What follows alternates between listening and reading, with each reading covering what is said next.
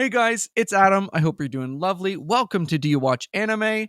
It's a show where I sit down with a guest every week and ask them, do you watch anime? And we go from there. Today, joining me is content creator and voice actor in such shows as Alya Sometimes Hides Her Feelings in Russian, for the Fairy Tale, 100 Year Quest, and Frieren. How are you today? I am good. How are you? Good, good. So, do you watch anime? Of course I do. Just be like, Yes. no. Yeah. No, I don't. Never heard of it. What is Nope. that? Yeah, what's that? So how did you originally get into anime? So, as most people do, they started watching anime before they knew it was anime. And from as long as I can remember, I grew up watching all the Studio Ghibli movies. So, Spirited Away, Ponyo, Howl's Moving Castle, My Neighbor Totoro, Kiki's Delivery Service, all of those I watched, and I thought they were regular movies. So, like at school, everyone would be like, "What's your favorite movie?" And all the kids would be like, "Shrek" or "Cinderella," and I'd say "Spirited Away," and everyone's like, "What is that? Is that a religious movie?" And I'm like, "No, it's an animated movie." Yeah. And no one ever knew what it was. And then it wasn't until later on that I realized, oh, this isn't Western animation. This is anime.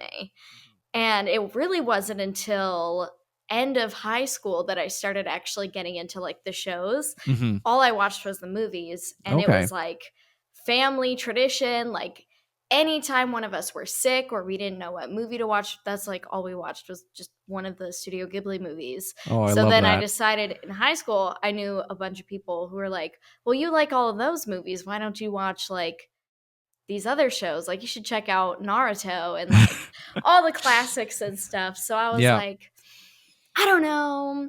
And then I had gone through a terrible breakup and I like needed something to fill the void. So I started watching Naruto and I plowed through that whole show, all of it, Naruto and Naruto Shippuden, in probably like 3 or 4 months. God All damn. like I Okay. think it's like a total of 700 something episodes. I think towards the end I started to skip a lot of the filler because I guess we got into like the Akatsuki arc. I'm like, I can't miss this. I don't need to see what else happens. Just give me the Akatsuki. So I just watched all of that, and then I started like watching more shows, and then I got into one of my favorites, Hunter x Hunter, and then the pandemic hit. So then I had all this time to watch anime, and I had all this time that I had previously had only could really spend like on school breaks to really post content on my social media. Mm-hmm. I'm like, I can watch all this anime and I can make videos about it. Let's do it. So then that is all I did through the pandemic was watch anime and then post videos about it and then watch more shows and then post videos about it. And then it just kind of accumulated. And then I went to college, Mm-hmm. and there really wasn't a lot to do during the pandemic in college because all of the like extracurricular stuff was shut down. Yep. Most of the classes were still online. It was about 50-50, or like half the time you would go in person and then half the class would be remote. Mm-hmm. And so I was still just watching anime. And then I started finding voice acting, which I had previously grown up acting. And then I'm like, why don't I just combine all of it and get back into acting and act for anime? So that's kind of the short version of how I got into it and watched lots and lots of shows. I love that. So how did you get into being like a content creator as well? So that is a funny story. I kind of found the intrigue of YouTube in probably like my freshman year of high school. So I made my first YouTube channel and just posted random videos. Most of the time it was just me sitting. I had back before really content creating was a thing, I saved up all my money and spent like $75 on a basic ring light with a phone stand. So I would prop it up in front of my bed and I would just talk about random stuff. And the videos would be super, super long. Or I would do like random vlogs. Mm-hmm. I remember one time my dad, because he owns a computer store, he had like this computer that was like broken and it was just going to be trash. And I was like, can I destroy it for a video? And he's like, fine. So I go out behind his store and I'm like whacking it with a hammer. And that was like my first time of a video getting like a decent amount of views. I think it got like 1,000 views and I'm like, I love this. This is fun. So then eventually I deleted that channel for whatever reason and started a second channel where I would just complain about stuff at school and I would complain about people and I would be like, oh my gosh, I can't believe all of these people walk in a line down the hallway. And then people at school really started hating my videos because I would just complain about them. Yeah. I wasn't mean or anything. I wasn't like, I was like, you there, you're a horrible person. But I would just rant. And some of the videos were really funny. I think I still have a lot of them are still up on my YouTube channel today. And then I did a lot of vlogs with my friends. And then I was also super involved with the broadcasting program. So I was a school news anchor. Hell yeah. Funny enough, Same. my freshman year, there were teachers that would boycott the news because they hated the sound of my voice. They said my voice was annoying. And that was like, I think one of my main insecurities was just being short. And then as I got into high school, like being short kind of became normal. Yeah. But that was really one of the first like deep-seated insecurities I ever had, was that my voice is like annoying to people. People like hear my voice and they hate it. They're like, so that, and then like, I still kept making videos and I would still do it anyway. I was like, you know what? I don't care about those people. Like, who cares what they think? But I still deep down had this like, do all these people hear me and they hate the sound of my voice? So later on, when I eventually had kind of turned away from acting on stage and I was just doing the broadcasting, just doing the videos, just doing the social media. And then when I really missed like acting and I found voice acting, that was one of the biggest hurdles, was I have to send in just audio clips of my voice and directors are going to listen to it and they're going to judge. So that was quite the thing to overcome. But I think it also helped like getting online. And then in high school, I eventually left that high school where I was being told my voice was obnoxious. So I went to a different high school, and that was around 2018 when TikTok had just come out. Ironically enough, we're in the final week of TikTok, I think. So the full circle moment. So back in 2018, TikTok was like brand new. It was no longer Musical.ly, and all of the people in my broadcasting class were like, let's all make accounts and see who can get the most followers. And I was like, I'm competitive, so game on. So I started making videos, and I would just make videos about whatever and whoever, whatever. And that started accumulating. And then I got 10,000 followers, and then I got 30,000 followers. And then summer break hit. That was the end of junior year. And then I think over that summer break, I just nonstop made videos. We went on a cruise that summer, I think, and the whole time I was making videos. And then I came home and made videos about the cruise. Nonstop. I think I hit 100,000 followers that summer. So then my senior year, I come back and I'm like, I think I won. Then it transitioned as I started watching anime. Then my page turned into an anime content page. And then it like skyrocketed over the pandemic. I made one video, and I made a couple like random videos about just random things. And then it would just be like, boom. Yeah. And then I think the most followers I had at one point, because after a while, kind of the environment on TikTok kind of turned to rage bait, and I was kind of over it. At one point, I think I had 720,000 followers. Now it's back down to, I think, like 640 something. But at the time, it was great. It was a good time. But then it was great. I had like this community of other anime creators who they're like, you got to watch this, and like, you got to watch that, or let's do a collab, or like, I'll duet your video, you duet mine, and then we'll pretend to have like this beef or like this, that. And it was such a good time. And then I just found like how enjoyable anime was and just the community associated with it. And I was like, I want more. And then I was also at the same time, I'm like, I really miss acting. And then now all my content is, for the most part, voice acting related. So Yeah. that's kind of the story on that. Yeah, I love that because I had kind of a similar kind of trajectory. Ugh. Yeah, you said you were a school news anchor, right? Yeah, I was. Yeah, Awesome. I even went to like college for broadcasting and everything, like being Wow. like radio and TV and stuff.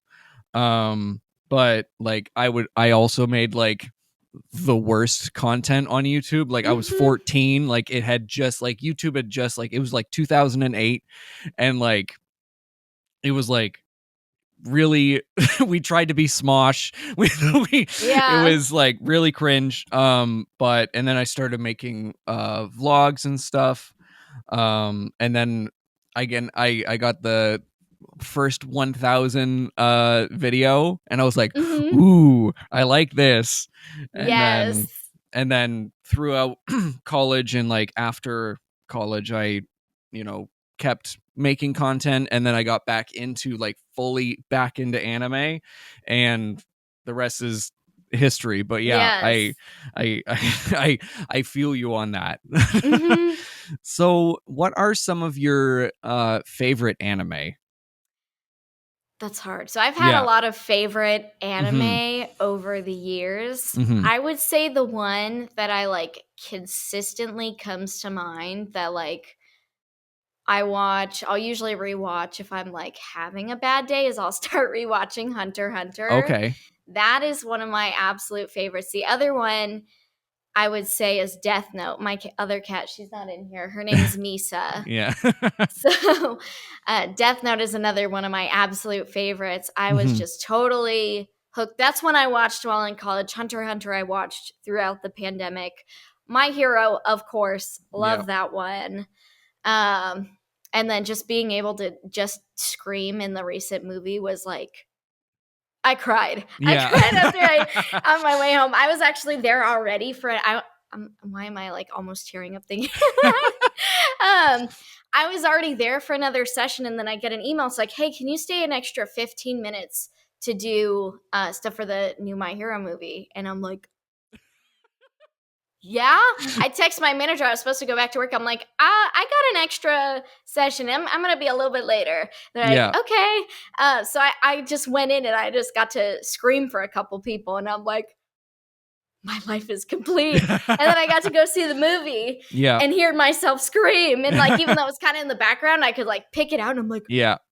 oh my goodness. It was just the craziest thing ever. Mm-hmm. I wish that for every voice actor is getting to Mm-hmm. hear yourself in your favorite series. Yeah. That is the biggest thing ever. So hoping maybe we'll get new Hunter x Hunter anime. Yes. Fingers crossed. We're hoping for that. Yeah.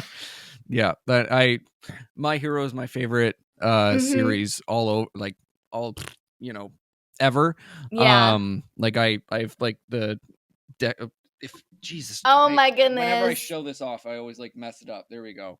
I like straight up like My Hero got me out of like a depressive like phase of Yes. my life. So I love it so much, and the movie was so good. Yes. And it's just so insane. Like Mhm. a lot of the people I got to be in it, like even like Mauricio, who's like the one of the leads, Yeah. a lot of us started taking classes together. So getting to like all of us are there in the theater watching us now on the screen. We're like, oh my God. Like 2 years ago, like 2 years ago, we were all sitting in class together, Yeah. learning how to like match the flaps. And now look at us. So it's just so crazy how like it's just so crazy. Yeah. Oh my God. I love that. So I was looking through your TikTok and I was scrolling for a while. And and so it was funny because you did a little kind of just like, oh, anime you should watch. And you said Frieren. And I was like, little did you know. Yes, Frieren's a really good one. Yeah. Freeren's one of my favorites. How was it being even just a smaller part in that world? That was one of I think one of the first times I did a little boy voice, Mhm. especially laughing. Yeah. And that is something I like really makes me nervous. And I got called in. I think they were recording a couple of them. I know they released a few episodes. It was one of the first episodes. So like, I didn't really know. I knew it was like people were looking forward to it, but I didn't realize like this is like a gorgeous, beautiful anime. So I was like, okay, cool, this will be fun. And then I go in and then I get to laugh as a little boy, and I'm like, oh, this is a challenge. But but it was cool then getting to see it out, and then I see all the people who love Frieren, and I'm like, Mhm. wow. I'm like, I'm so glad this is such a piece of media that people really enjoy. Mhm. And like, I'm so grateful to have just been like a small part, just get to come in and like giggle and laugh and run Yep. around. And then everyone did just a fantastic job. And I think I popped in for one more episode at the end, got to do a couple little more kids for that. Yeah. And it's such a beautiful show. The animation is just gorgeous. Love all like the character design is just beautiful. And it is I need to watch it all the way through. I've watched like the first few episodes, and then I got super sidetracked, and I need to go back and like finish the last few episodes. But it's a really good one. Yeah, it's straight up in my top 5. Yeah. I'm typically a psychological thriller person. Like those are usually my favorites, but that's what Frieren is like one of the ones up there. I usually don't like fantasy is not typically a genre I go for, but it's one like and I love working in this industry because it exposes you to so many genres and shows you normally. Like I am usually not a romance person at all, but I had a bunch of friends that got cast in the Cherry Magic show. Yeah. Oh, so my I watched God, that one. so good. And I was hooked. And I'm like, Yeah. oh my God, this is so good. And then they actually get married at the end. I don't want to spoil, but it's like it has such a good ending. Yeah. And I'm like, finally, because I watched back during the pandemic. I really, really love the voice acting in it. And I really love the voice acting of Kaguya-sama, but I just get so frustrated. I'm like, just confess that you like each other. Yep. Like those, and even Alya, I'm like, just say it. You know you both like each other. Just say it. Yeah. So those, I do have a hard time getting into those. But I watched Cherry Magic because I knew so many people that were casting it. Kelsey and Dio. Yeah. I knew so many people that were in it. I'm like, I gotta watch this. I'm just gonna see what it's all about. And then I also watched what was the other one? Twilight Out of Focus. I watched that one too. And so I really good. liked that one too. Yeah. Because I have so many friends that are in that one. And I'm like, okay, now I gotta watch this one. Yeah. And I'm like, oh, this is so good. Yeah. But I want to get more into romance. I really did I watched that one. I watched Horror Mia. I like that one. That's a good one. But I want to get it back into watching some more romance animes. But I typically my genre is like psychological thriller or like horror. All of those. If it's scary, I love it. If it has death in the name, I'm all for it.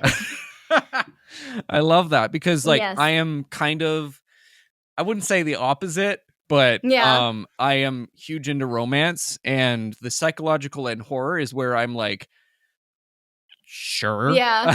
Where I'm like, I know Death Note, I know Death Parade. Yes, I was gonna say, I was like, people who ask, they're like, what's one that like you think I haven't seen yet? And I'm like, watch Death Parade, especially after you've watched Death Note. Yep. That actually is the order that I watched them in. So I watched them in opposite order. I watched Death Parade first. Oh, wow. And then I watched Death Note, and I was like, wait a second.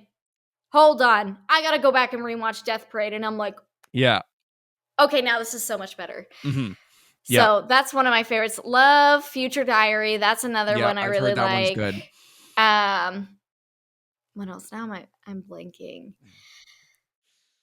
Psychopaths. Yeah. Love that one. Really love Dead Mount Death Play. That's another really good one. I've heard that my one's friend good. Bree is in that one. There's a lot of good ones. I like the ones where it's like if you don't know what's going to happen next and you don't know what character is going to make it to the end, I'm all over that. Well, that's like recently I've started watching more romance with kind of like a mystery kind Oh, of okay. twist to it, like Bunny Girl Senpai. I need to watch that one. I've heard that that one's good. Yeah, I watched that like just because I heard like the dub just came out. Like I was like Mhm. sick. And I was like, holy hell, this is so cool. Like the different worlds or different like kind of situations and stuff. Um My Happy Marriage. Oh, my mom So loves good. that one. She keeps telling me, she's like, "You need to So watch good. that." Yep. I think that's one of her favorites. Fruits Basket. I love that Yep. one. Yep. That's probably my second favorite anime of all time. I That one's will definitely in my top 10. Yeah, I will preach the word of Fruits Basket for my Yes. entire life. That was the first anime I ever watched weekly as well. Oh. Yeah, yeah. My partner was like, "Ooh, I read all the manga when I was a kid. We're gonna watch this," and I was like, "Okay." And so it was just her watching me react to everything that was happening, and I was just like Yeah. a mess every single episode. Oh, yeah, that's how it is. I got my mom to watch it. Yeah. I watched it one summer, and I'm Hmm. like, and my mom was looking for shows to watch. I think she watched My Happy Marriage first, and then she was like, "Well, what are some other shows like this, or that you think that I would like?" And I'm like, Yeah. "Well, if you like that kind of genre, I'm like, watch Fruits Basket." Yeah. And she's like, "Okay," and she loved it. Hmm. So she watched it all in like a crazy short amount of time. She like binge watched the Oh, I whole love thing. that. She's a teacher. I think she watched it over like a school break. Oh, that makes sense. So, and she's like, "That was good." Yeah. Oh, I I need love to it. tell her that there's a season 2 coming out this Yeah, season, I think. it's coming out now. Yeah. Perfect. I'm going to tell her. I'm going to make sure she watches it. And I need to watch it too and catch up to her so we So can good. talk about it. Yeah, it is literally like so good. Mhm. Why Ray Liotta is in the Duke's Mansion is also very, very good. It's kind of an Oh, isekai I've heard that's a romance. good one. I need to. Yeah, yeah. It's and like there's mystery throughout. Like I did not know what was going on, like most of the Yeah. time, and I'm like, I love that. I like when I first started watching, romance anime, I was like, okay, the typical, I high school romance, cute, but now I'm just like, I just need them to be adults and Yes. Yeah, we need like realistic. yeah. Yeah, you give me an office romance and I'm like, I'm in. Like Yes. I'm in. They're in college, I'm in. Like perfect. Yeah, speaking of romance anime, you're in Alya sometimes Mhm. hides her feelings in Russian. How was it to voice Sayaka? Because before she got introduced, it was majority of the like show was just comedy, and then she kind of Mhm. tone shifted the series into, oh, it's not just a comedy. So how was that? That was super, super intimidating. So Mm-hmm. she was my first named character that ever came back. Okay. So I came in and recorded her. It was actually during a Wallace session. So when there's 4 of us Mm-hmm. that go in to do all the additional voices, at the end, Sean Gann, who directs it, was like, "Okay, I have Sayaka for you," and it's just her crying, and that's one of my like, if you need me to cry, I got you. Um, so like she's just crying Mm-hmm. about not getting elected in student council. So I was like, okay, this sounds like fun, because that was in Mm-hmm. episode 2, and I think that morning I saw the clip of Alya trying on the dresses at the mall, and I actually was one of the like random mall people in the Okay. background for Yeah. that, and I saw that clip. I was like, is this what I'm about to go record for? So I go in and I record it, and then I do Sayaka, who's crying, and I was like, oh, Mm-hmm. that's cool. I wonder if she'll ever come back. And then I'm watching the full episode after it comes out, and I see a little clip of her in the intro, and I'm like, hold on, rewind. That's her. That's the red glasses. That's Yeah. her. And I'm like, I think she's going to come back. And I'm like, finally a named character that comes back. And she comes back, and like, it's like, oh, she's not here to play. No. She is here on business. And that Yeah. was super intimidating. But Mm-hmm.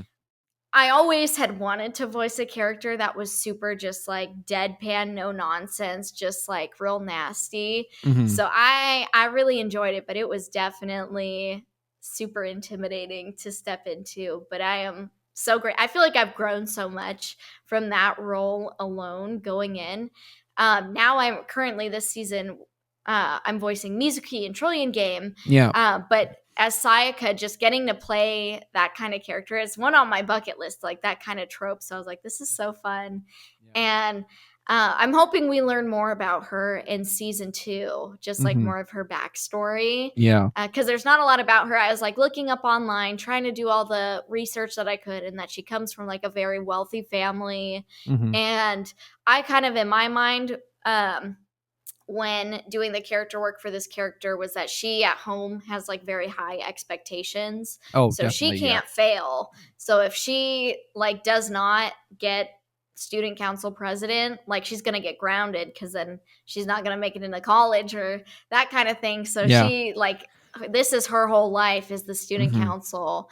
And she doesn't care how like nasty or just ridiculous she sounds with what she's proposing. It doesn't matter. And like, she thinks that if you're on student council, it's just best of the best people. And yeah, it was a lot, but it was really, really, really fun. And then just getting to use everything that I've learned from voicing her into future characters has been such a treat. Yeah, when she first like kind of has more lines, when she's like kind of basically intimidating Alya, I was like, this bitch. And I was like, you're what is going on, right? And then we know, and then we learn her kind of like a bit of her backstory, and I was like, I feel bad for you. Yeah. Yeah. Yeah, it was. She's such a cool character, and I really hope we get to learn more about her. And I need to pick up more. I have one volume of the light novel, and I need to pick up more and kind of see. I'm like, I want to know what happens. I want to know.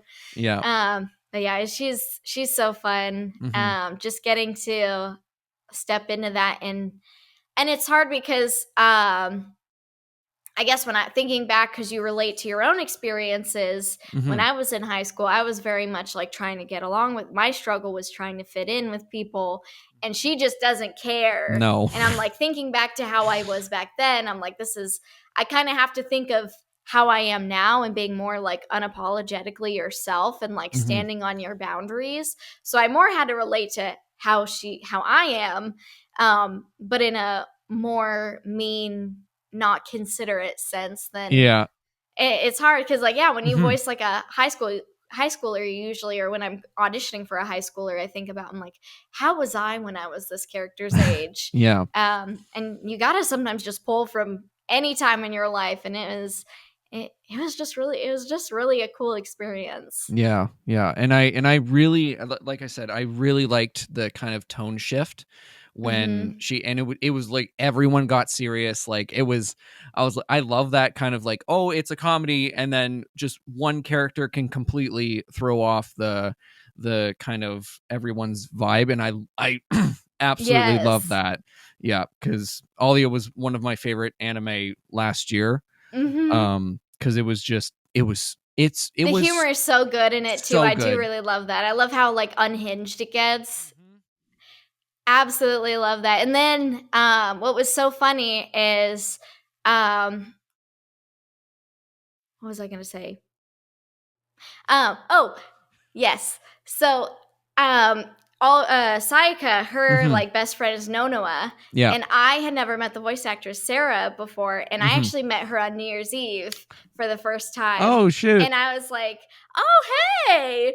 And we like hit it off and got along so well. We were playing beer pong. We were playing it with just with water, because it like got super intense, and like it was like the cups were flying everywhere, and we like dominated the round.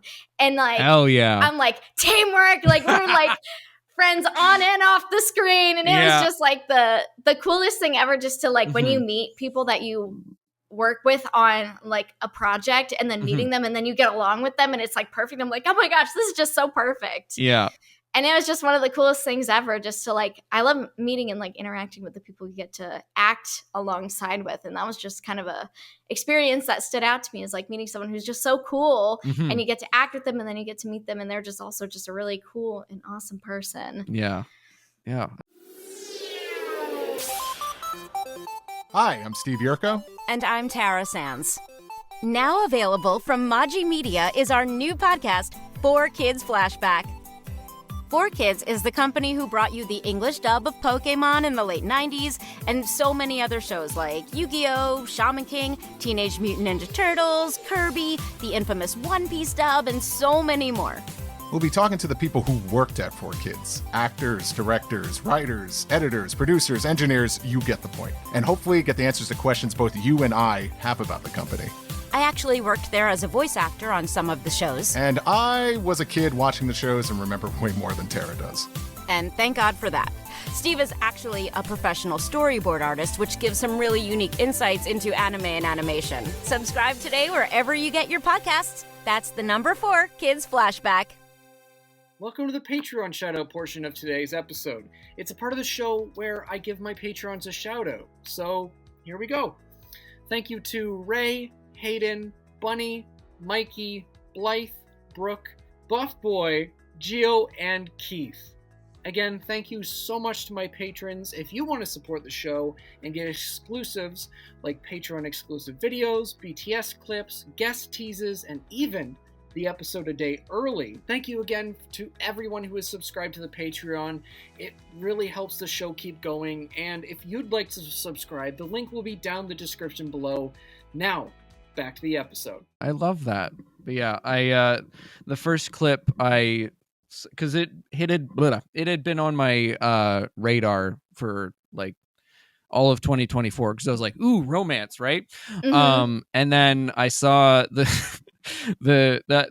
sock scene came on my Twitter, and I was like, what? I was like, hello? And then like the dub casting came out, and I was like, I'm in. Because holy crap, top to bottom, everyone is too talented. Yeah, I just I loved that show so much. Yeah, it was just such an honor to step into that cast and be part of it, along like so many voice acting legends. I'm like, oh my goodness, wow. Oh God! So, what kind of made you want to get into voice acting? So I did musical theater growing up. That was kind of all the acting I did from I was 4 to about like 15 is when I kind of left that and was doing more just the broadcasting and getting into content creating. And then while in college, I was studying social work, and it was just a detriment on my mental health. Yeah. And just also just being in there with the pandemic, and it was just so lonely. I'm like, I miss acting. Acting is like what brings me joy. And around the same time, I had also watched, really a dub that stuck with me specifically. The dub is My Hero. Yeah. And just watching it, I'm like, I know the cast of that show is having the time of their lives in that booth recording this show, and I want to be a part of that. So, and I was just watching these dubs and just seeing like how fun and like these people are bringing to their characters. And I'm like, maybe it's worth getting over my fear of people hating my voice and like actually pursuing this. So I start doing research. I'm like, how do you become an anime voice actor or just a voice actor in general? And it was mainly like just take classes, get a demo reel, all the like basic stuff that they tell you. So I start looking up classes and look up what it takes to make a demo reel, and I make my own because I was like, it was really expensive. Yeah. And I start posting content, and I'm like, maybe I should be an anime actor. And I also started reaching out to voice actors. I reached out to a whole bunch, and I would just say, hey, if you have the time, which I honestly, in this day and age, there are a lot more resources, so you really don't have to reach out, but there really weren't many resources. So I was emailing all these voice actors, and I was like, hey, if you have time to respond, that would be great.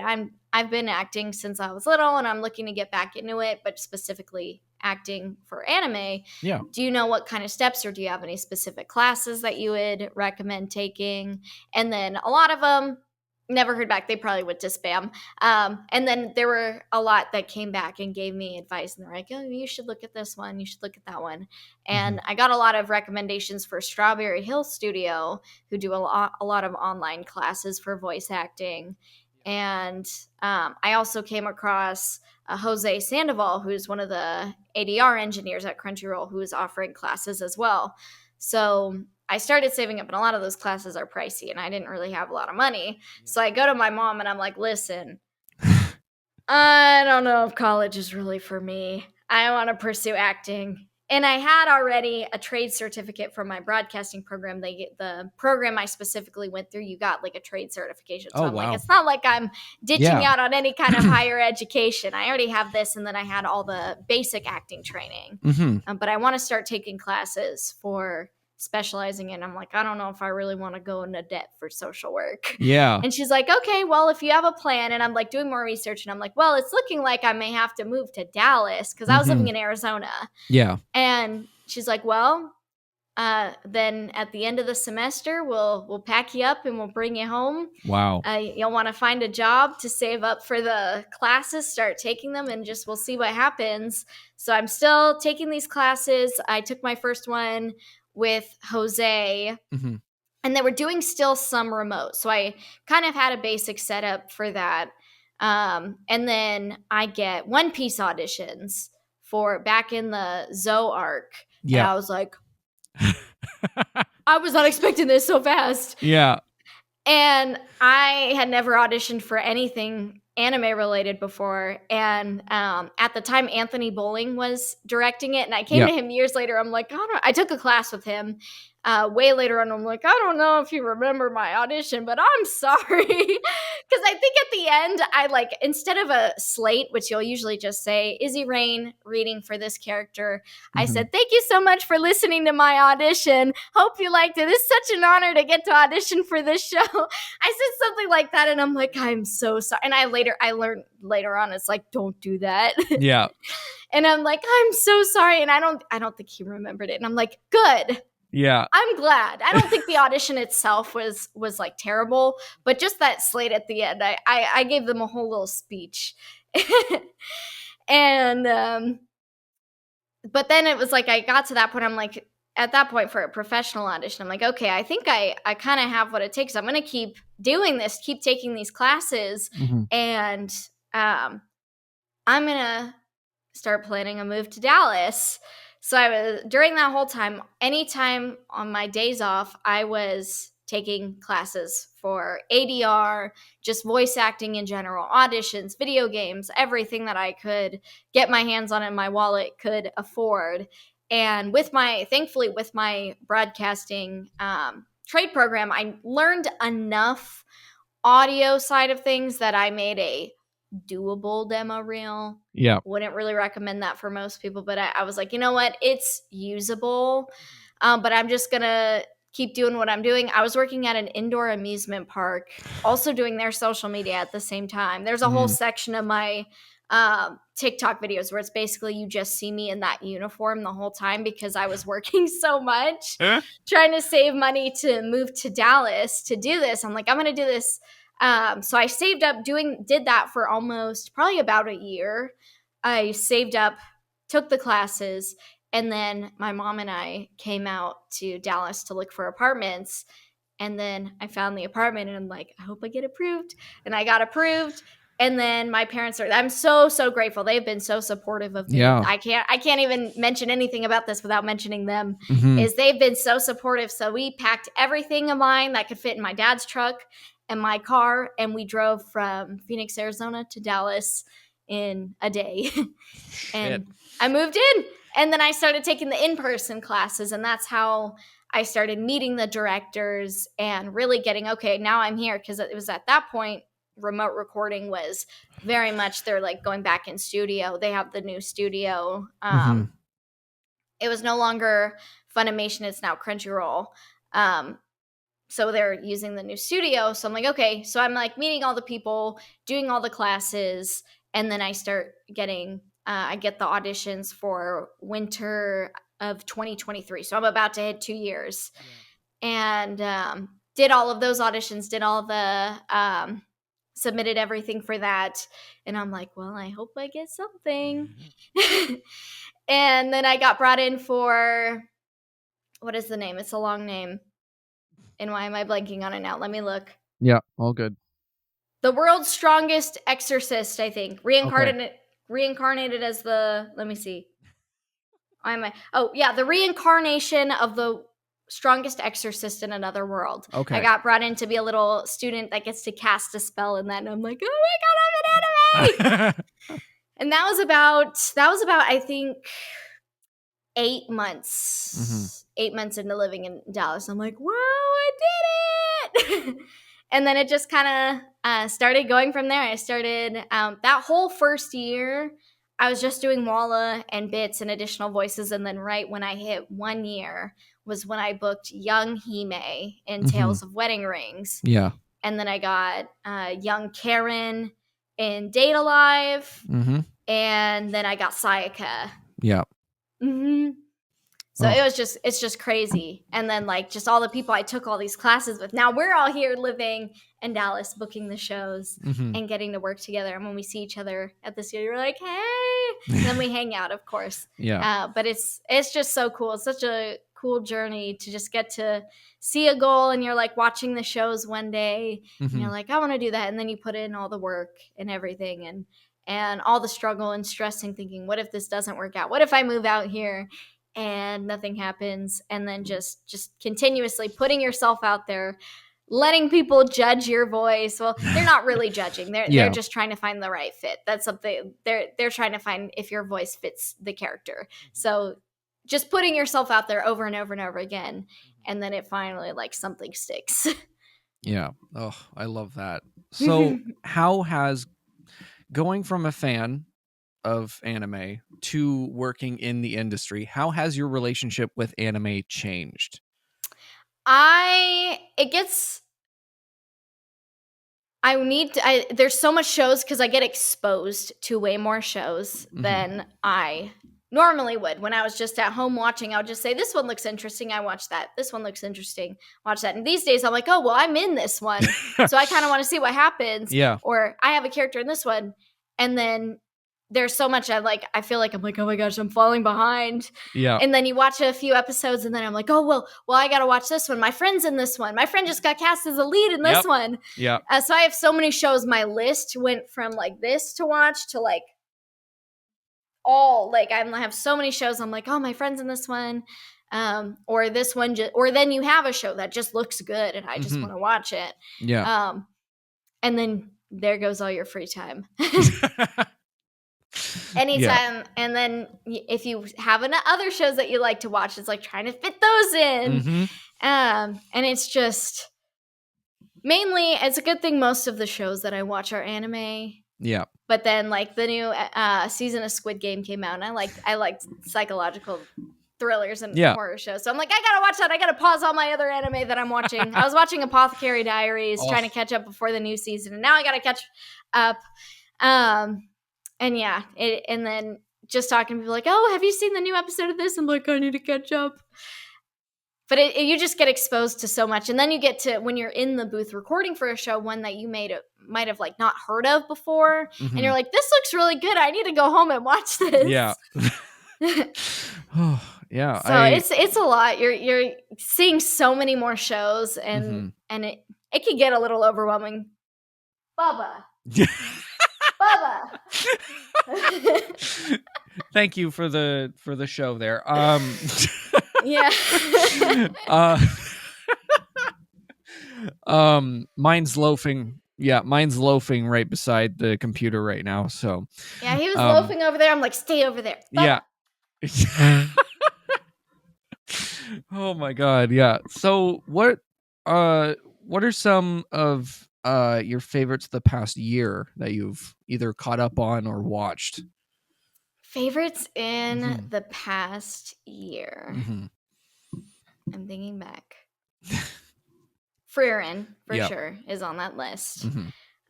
Cherry Magic. Yep. Another really good one. What else? Really liked outside of one that I started watching because I got brought in for an episode of Shangri-La Frontier. Okay.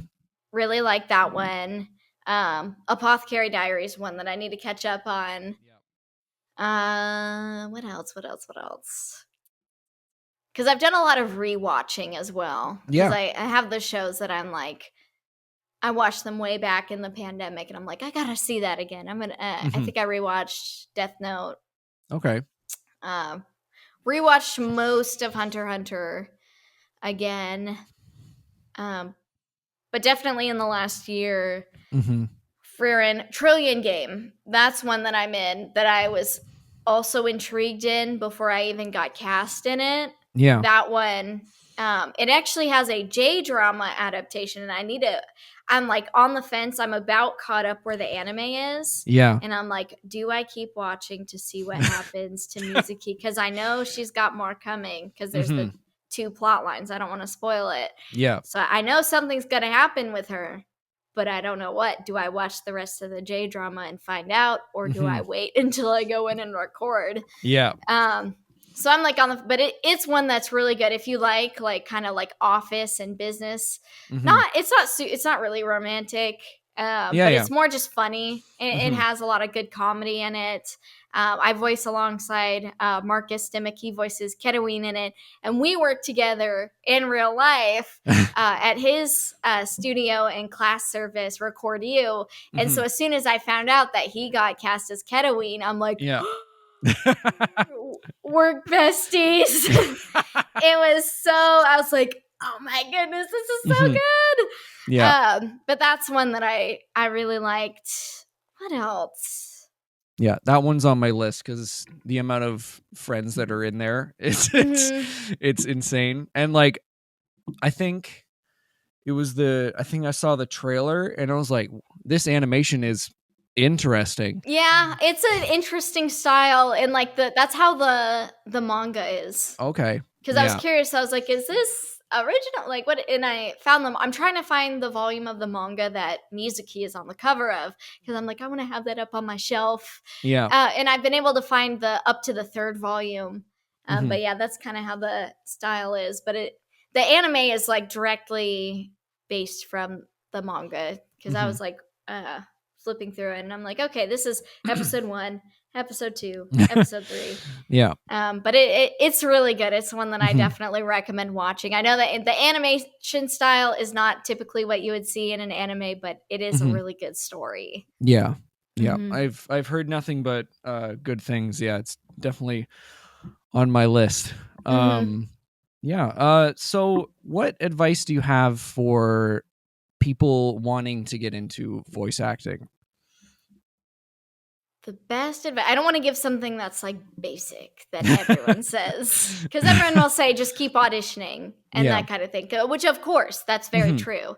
Don't like if you're just like in a rut, not booking anything. Don't think, oh well, this audition is going to be the same, because you never know. A lot of the auditions where I'm like, I don't know if they're gonna like my audition for Trillion Game. They don't send out all of the characters. They just did the main girl and then the 2 male leads. And I'm like, I don't think they're going to book me for this, but I'm going to audition for it anyway. We'll see. Maybe there's another character on there. And then I booked Mizuki. So I was like, okay. But my advice would be just kind of surround yourself with people who support and uplift you.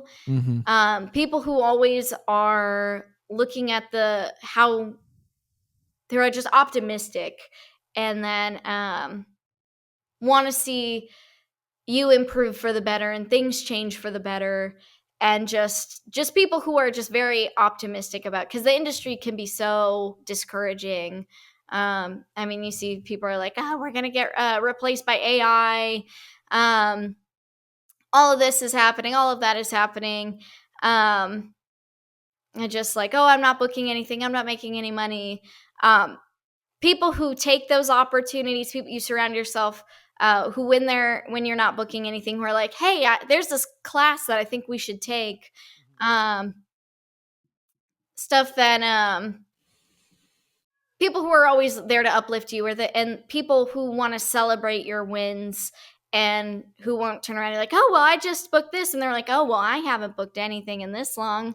Because you do find this, it's very, very, very mentally taxing. And something that I've been very transparent on my social media about is my mental health, which I did very much struggle with going into voice acting before I decided to pursue it. Yeah. I know, Bubba. I know. I'm not giving you enough attention. That's why, because if I would have kept him out there, he'd be scratching at the door, crying.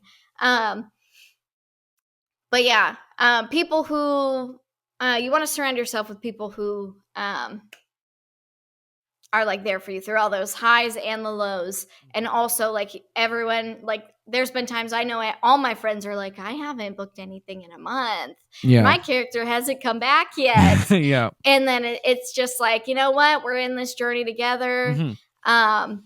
Because yeah, it's so mentally taxing and it's okay. You shouldn't, there shouldn't be that expectation that you have to be like happy-go-lucky, like everything's great all the time, because it's not always going to be like that. No. You have to own your emotions and accept like, okay, I'm really having a rough time right now. And people who will be there for you during those rough patches, as well as when, I just booked another character. I have 3 sessions this week or this and that, because this industry in general can be just very, very taxing.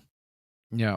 And just keep yourself around people that are there for you through the highs and the lows. Yeah. And that's such good like life advice in general. Because I feel the same way. Like just, you have to surround yourself with those kind of like positive, not totally positive, but like, good people. Or it's not going to be good. Especially for your mental health. Yeah. Because there are those people, and I think people don't do it intentionally. That's the other thing I tell people, is you have those fair weather friends that they see you booking, they see you posting, oh, hey, I was in this episode, or hey, I was in that, hey, I'm working on this, hey, I just booked that. So of course they're going to see you and just reach out more. Some people are doing it because they just didn't know, or some people are doing it with not as great intentions where, well, they only want to hang out with you because you're booking. If you're not booking anything, you're not going to hear from them, even if you reach out. Just definitely observing your friendships and be like, is this a fair weather friend, or is this someone who's also just busy and has a chaotic life as much as I do? Because a lot of us are working multiple jobs. I work 3 jobs, including voice acting. So you don't want to always worry like, oh, everyone's out to get me. But at the same time, you want to have like an objective look on all your relationships with other people and make sure that all your relationships with people close to you are healthy. Yeah, totally. Yeah. And like in the past year with like this show, like it's been kind of I've had to go through the same thing where I've noticed that people are starting to be like, oh, Adam. And I'm like, I have to be like, I have to kind of dissect what they want to be my friend, or do they want to be the show's friend, which is gross, but unfortunately you have to do that. I had people when my like TikTok and social media blew up, people who I remember specifically had not nice things to say about my first YouTube channel or me on the school news, are like, hey, I'm a really big fan of Fairy Tale, or hey, I'm really loving Alya and all of those shows, and I'm like, cool, I'm so glad you're enjoying it. And it's like such a bittersweet feeling, because it's like, wow, they're only reaching out to me because I'm in this that they recognize. But then it's also like, well, look, I overcame those horrible things these people have said about me, and I'm turning that into being my best self and doing my passion, which is acting, and it always has been. And I haven't let those terrible things people have said and done to me like ruin my life. Yeah. So it's very bittersweet, because you're like, now they're reaching out to me. Yeah. But then yeah, totally. I literally had this kind of conversation with one of my friends yesterday, like straight up, like, because it's something everyone kind of goes through, and I think not a lot of people talk about it. Is like, there's still a sadness to it. It's like, really, this is why you're reaching out. Yeah. Yeah. Like, yeah, I have to, and unfortunately I have to vet friends, which I'm like, ugh, like I especially last year, because I'm not used to having and set so effed up for me to say just any success, Yeah. because I've tried and failed, and like, but this finally is like actually being a thing. That's And awesome. yeah, which is amazing. But you have to come up with like kind of a guard as well, because I was too nice. Yeah. And I got taken advantage of and like all that fun stuff, but unfortunately I had to learn the hard way. But I want to, yeah, it's such solid advice. Yeah. Yeah. And then this is something they always say just in acting in general, is just experience is the best teacher. It's just the more you Exactly. experience these things and just life and adversity, you know more of like how to move on and how to carry your life in a way where you're living as your best self. And okay, well, I learned back then, like, I can't just be trusting everyone and telling everyone everything about what's going on in my life. I got to Yeah. protect my energy and what's going on, to an extent. But at the same time, you don't want to build walls Exactly. and block people off, because I have gone through those parts of my life where I just cut everyone off. And then you're like, well, now I feel even worse. Yeah. So yeah, but it's really good to hear. Especially, I love talking about it on public spaces like this. Is a lot of people think they're the only ones dealing with this, and these like complicated emotions. And it's like everyone does. It doesn't matter if you're a voice actor or if you're doing a podcast or even if you're just working a job in an office. Like when I'm not voice acting, is you still go through all those complicated social situations and have all those complicated feelings. And you don't have to be someone that's a public figure in order to have these feelings and experience these emotions. Yeah, exactly. One of the questions that just popped up in my head, why did you want to go into social work? I think something that I think a lot of people do who go into social work and psychology is you have a lot of your own unresolved trauma and wounds. Yeah. And you think that fixing other people's trauma and wounds will fix yours. Yeah. Which, by taking the classes and learning more about the job, I'm like, no. I need to go fix my own trauma and resolve my own mental health issues and get to the bottom with what's going on in my brain before I try to fix someone else's complicated issues. And then in that, you're just dealing with such terrible situations, like divorces and the children and like abuse situations and just terrible, the worst things.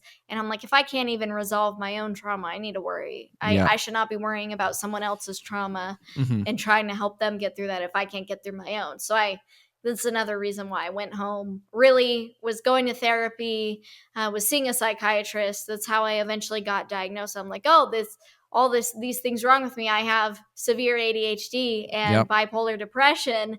And then I was able to get on medication, because a lot of it, I think a lot of people also with the stigma with mental health is they think, oh, there's just something wrong with me. And sometimes, or I just don't know how to cope with my emotions. Sometimes there's just a chemical imbalance in your brain. Yeah. And that's kind of what the case was with a lot of mine, is once I got to the bottom, my brain is just not producing serotonin how it's supposed to. That's it. I'm starting to take the medicine while also going to therapy, because there were things that I needed to work through. And that's not my fault. You know what I mean? Like, because my brain isn't working how it's supposed to, that's not your fault. And then, but getting to the bottom of that and then fixing it and doing everything. And it doesn't take overnight. It took years of just figuring out what works. Because I had bad experiences on medication as well. Just finding what works and just taking it one day at a time and just doing what you can, and then just slowly just doing, like, at least if just one thing a day, even if it's just sitting down with your own emotions, just thinking, why do I feel like this, or what would stop me from feeling like this? Then from there, you just start to see a difference in your life. And then I'm very grateful. One of my accomplishments of 2024 is I was able to safely stop taking all of my medications, and I can, because I've implemented all of those habits. I'm like, oh, if I start to feel myself drifting or feeling this way, this is what I do. I'm going to stop scrolling on social media. I'm going to just watch one of my comfort movies, or I'm going to go outside. On my days off, I'm not going to lay in bed all day. I'm just going to walk around the courtyard, or even if I'm just walking to my car to go to Dutch Bros to go get a drink and then come home, just being outside in the sunlight can like make a difference, and it'll just keep me from spiraling. And just the little things is just kind of what got me through all of that. Yeah, totally. And I think talking about it publicly is so important. So I have epilepsy. So I talk about it very openly, like, you know, because it's like up and down. And I think, you know, I've had messages being like, oh, like I have epilepsy too. It's so nice to hear that someone else is going through it. And, you know, it's just, I just think it's so important for people to be open. Yes. Yeah. Like my boyfriend, he has Tourette's, and he's very open about it. And I think the media, especially, and like even with myself, like with bipolar depression, which is a little bit different than just bipolar disorder. The media portrays it as a certain way, and just kind of coming online and be like, it's not always like that. It's I'm not always just having episodes like this, or it's not always presented like that. And just people who are, may not be public online, who are just watching, are like, well, good, because I don't fit this stereotype of what is being portrayed online. And then I'm like this, and seeing more and more people share their unique stories online, whether it be cultural or whatever they've gone through, or a mental illness or disability, anything.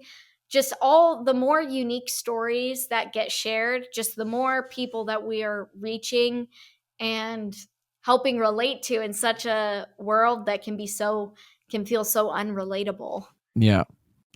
Oh my God. So my God. Yeah. And that's kind of why I gravitated towards anime, because when I found my hero, I had just gotten out of school. All of my friends had gotten jobs. I was working retail.